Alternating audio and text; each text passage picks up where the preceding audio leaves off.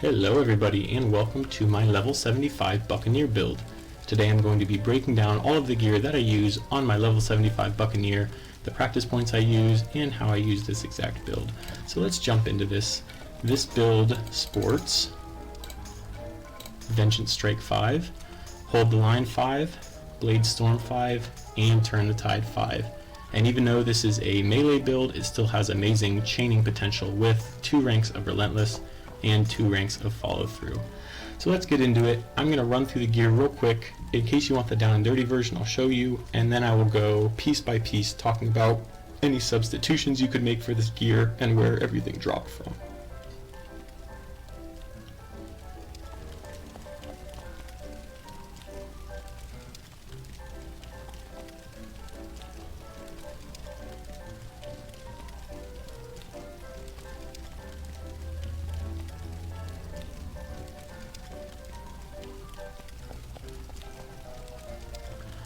Alright, that is the down and dirty of the gear.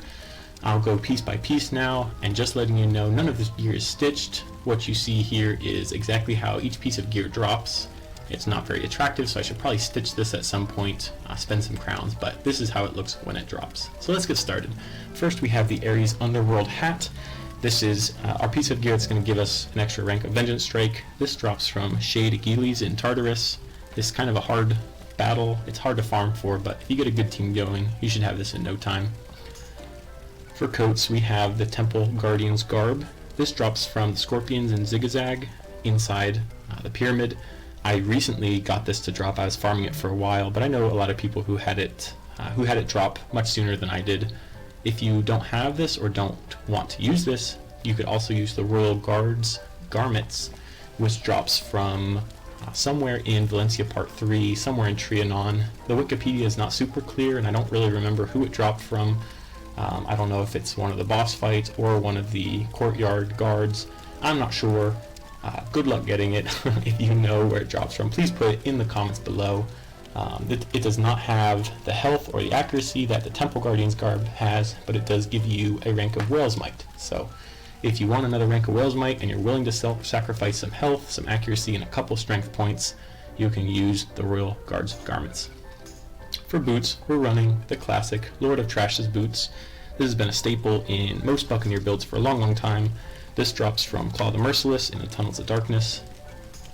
You've got 2 weapon options if you want to run this follow through 2 build, which I recommend for chains. The better option here is Axe of the Minotaur Slayer, which drops from the Beast in Tartarus. If you don't want to farm the Beast, you could also run Axe of the Minotaur Lords, which also has follow through, but it is 33 weapons power weaker. But this drops from all 3 of the Minotaur bosses in the Labyrinth. So either one of these weapons work, but obviously if you're level 70, I recommend Axe of the Minotaur Slayer. Now for Eyepatch, this is the only piece of the build that is not necessary to get all of those rank 5 talents I showed at the beginning of the video, so you have a little bit of leeway here. I run and I recommend Simbad Bold Stripes. That drops from a couple bosses in the Simbad Tower, the Tamagoyaki Tower. I think I said that right. The rank of Second Chance is very important. It'll save your chains in case you happen to be blocked or the enemy dodges something, and the weapons power is nice too. I recommend this, but it is not necessary for the rest of the build, so you could run anything you wanted. There's a couple fun options.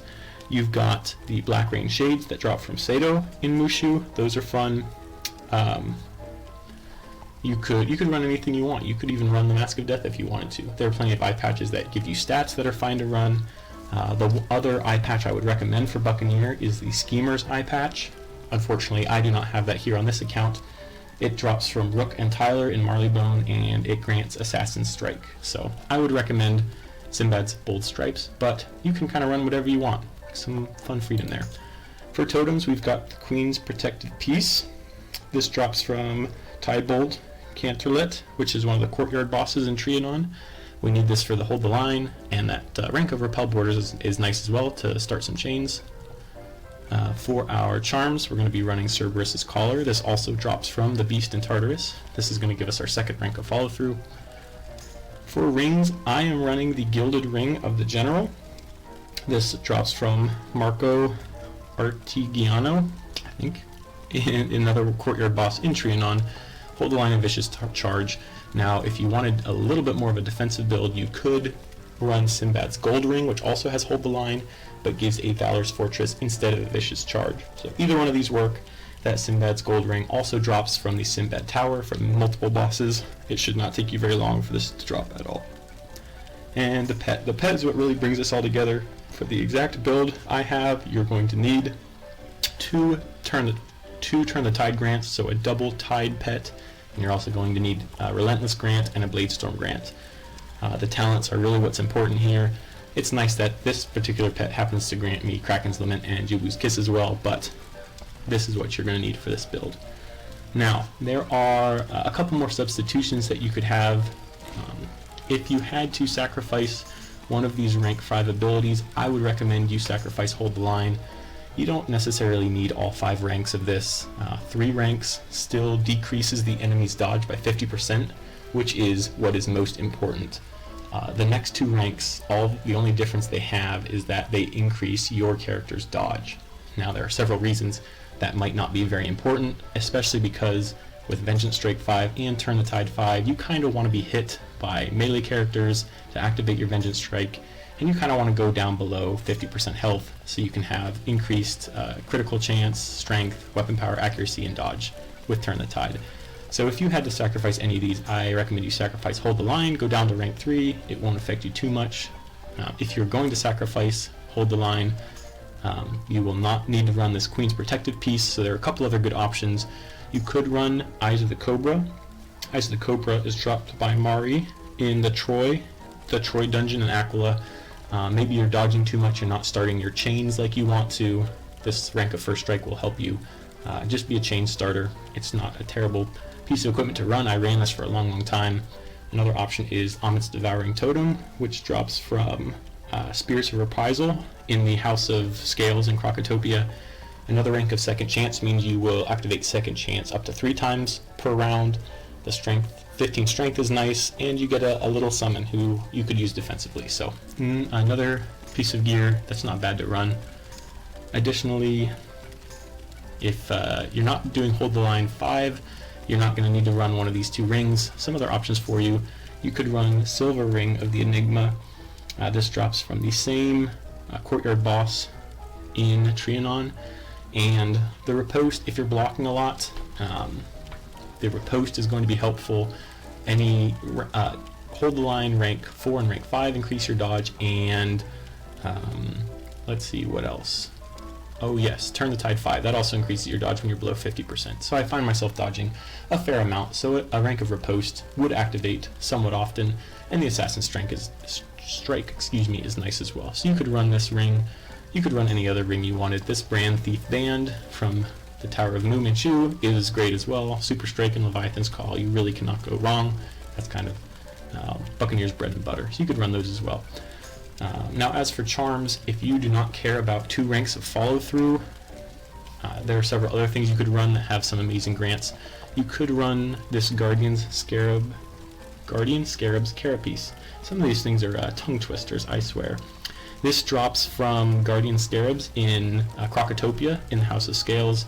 This is nice because it gives you a rank of Turn the Tide, so you would not need a double Tide pet. You could have a pet with only 1 Turn the Tide grant and something else. It also grants Elusive, so with using practice points, this would bring you up to Elusive rank 3, which is very powerful, and it gives you Merciless, which is pretty broken for Buccaneers. That finishing attack is an amazing talent. I hope in the future we can have a build with more ranks of Merciless, but this is a great option to use if you're not running Cerberus's Collar. If you don't have that, you could run the Clasp of Demigodly Power, which drops from the new key boss, Hercules' promotion boss in Tartarus, General Prokletos. I don't know how to pronounce it. That general, the new key boss in Tartarus, has again, it has Turn the Tide grant, so you could have a different pet. It has a Mega Strike, which is great for starting chains, and it has Son of Zeus's Might, which is not terribly bad because you get so much more powerful when you're below 50% health with Turn the Tide 5, so damaging yourself for a little bit more weapon power, armor, critical, and accuracy is not terrible. So a couple other clasps that you could use. So now that you've seen the breakdown, let's go over some of the practice points I use, kind of how I set up my powers. I personally run this system pretty defensively because I have hold the line so high. I tend to run companions. Well, we'll just pull up some companions here. Of course, I'm using Peter Quint. He's the absolute GOAT. I use him all the time. Additionally, with him, I tend to run El Toro. Now with his new promotion, he can have Riposte 3, Relentless 2, Bladestorm 2, and Repel Borders 3. Now I like Repel Borders 3 because it decreases enemies' accuracy if he hits them, so I can use this more defensively, let the enemies come to me while he is doing his nice unicorn summon and increasing our dodge and accuracy, which is super important for Buccaneers. So I usually run Peter Quint, El Toro, and then another defensive companion. I often run Ratbeard here for his Hold the Line 3, Repel Borders 3. I'll occasionally run Barnabas here. He's another good defensive companion with Hold the Line. Sometimes I'll run Bonnie Ann here as well with her Overwatch 3 that decreases enemies' accuracy. So this is a very defensive play style. I usually use some type of build like this, and I let the enemies come to me. And the first couple turns, I try to buff strength with either Whale's Might, Shark's Fury, or put a protection on myself, Leviathan's Call, Kraken's Lament. I do one of these buffs the first turn. My companions are buffing, getting ready, and by the time that the enemy closes the distance, Bonnie Ann's Overwatch, or Repel Borders 3, Hold the Line 3, my Hold the Line 5 have activated, and by the time the enemies get to you, at least the melee enemies, and start trying to do damage, a majority of the time their accuracy and their dodge is so depleted that they're really not able to do anything at all, and you can just walk all over them. You can start using your charges. I think I have a charge down here because I was rearranging my talents. You can use your charge to further decrease their accuracy, and it's just a slaughter. And once you have finished all the melee characters that are around you and your companions, you can go after whatever ranged companions you have. And with this build and with this, with the crew that I just showed you, you can pretty much solo any fight that the game will throw at you, barring some of the very late game fights where enemies have Overwatch 5, where you might have to be a little bit more careful. As far as practice points, there are a couple important things for you to have. I recommend you train and get 2 ranks of elusive. That is very important. That gives you more dodge when your health is below 50%. Also, if you happen to have a pet that grants you another rank of elusive, or you're using that amulet that gives you elusive, you can get elusive rank 3, which is you get 50% dodge and increased movement when your health is below 50%. That's very powerful. I will also recommend training Fast 2 from the Swashbuckler trainer. Now to get Fast 2, you're going to have to train a bunch of other things like Rough, which is very helpful, and a couple other things. But this movement to Fast is very nice. Buccaneers do have a charge, which allows them to close distance very quickly, and it's even more helpful when you have a couple extra ranks of movement. Training accuracy is always very helpful in a Buccaneer, and those are the main things I suggest that you train. From the Secret Trainer, I train 2 ranks of flanking. I do like having 1 rank of flanking on my Buccaneer. I like this because it gives me pretty much a guaranteed attempt to hit every turn as long as I position myself properly. And I'm not a swashbuckler, so I don't need to worry about taking away my hide or anything like that. So I recommend training at least 1 rank of flanking. I don't think you need 2. I don't think both ranks. I don't think more than 1 attack of flanking has ever triggered. I happen to train 2 from the Secret Trainer. You absolutely do not need 2 ranks, so at least 1. Let's see what else we have here. You will obviously, from the Secret Trainer, need to train 1 rank of Relentless here, but most of the other things are going to come naturally from your trainer and then from all of the gear that you equip. So this has been my level 75 Buccaneer build. If you have any questions, please ask me in the comments below. I think this is a totally busted, overpowered build. I really enjoy playing it. I did not love farming for all of the pieces, but now that it's together, I really enjoyed it. Hey everybody, I forgot to show this in the video, but I'll just stick it in here. Here is my character page. You can see my stats right here, 116 strength, got a 409 weapons power. See the breakdown here for each thing. Spell power, don't really use it all, so that doesn't matter a lot. My accuracy, dodge, armor, magic resist. With this build, you do not have a ton of these base stats, so you give up some of that to have a lot of rank 5 abilities. My health, just be aware that for my character creation I did choose Raised in Grizzleheim, so I do have a naturally tough rank that you might not have. And that is all. So I hope you enjoyed watching. If you have any questions, please ask me in the comments below.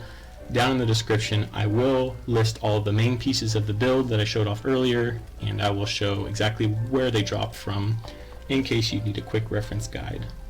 But thank you guys so much for watching. I hope you have a wonderful day, and happy hunting. Bye guys.